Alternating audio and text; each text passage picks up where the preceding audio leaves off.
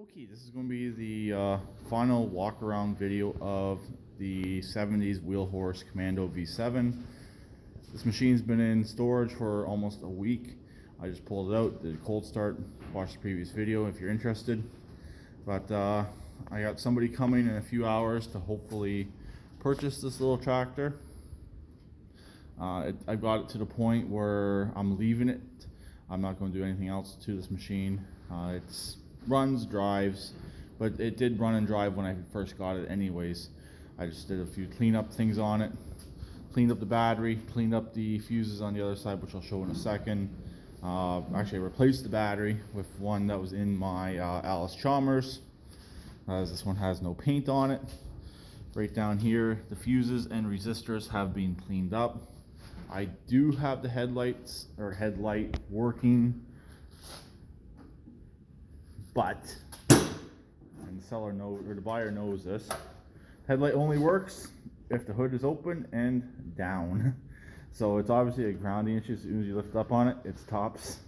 So it's obviously not getting a good ground to the headlight. So that's something that's gonna have to be addressed, but I'm not doing it myself. So I will fix that hood in a second. In the previous video, I was able to get reverse to work once I finished up the video.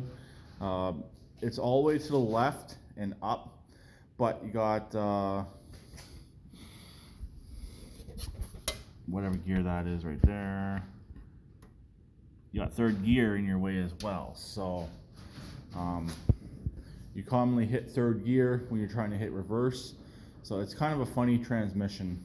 It's just difficult to get it actually in the gear and to be able to find the gear that you actually want. But it does work. So I actually have it in reverse right now. So the guy who's buying it, or the person who's coming to look at it, does know that anyways. I said the only issues I've had with it is the headlight, and my fault not knowing where the shift pattern necessarily. So that's pretty well it on this little machine. Figured do a quick walk around video of it, and hopefully farewell to this little machine. It's been interesting. Would I get another one?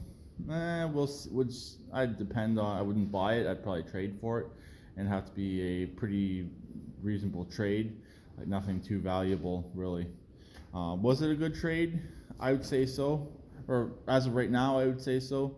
I guess we'll have to wait and see after I sell it, see what the guy's going to offer me, or what the individual's going to offer me for it.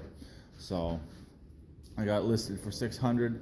The guy I got it from had it listed for $800, which I don't think it's worth $800. I think it is worth between $4 and $6. So as long as I get that much out of it, I'm happy.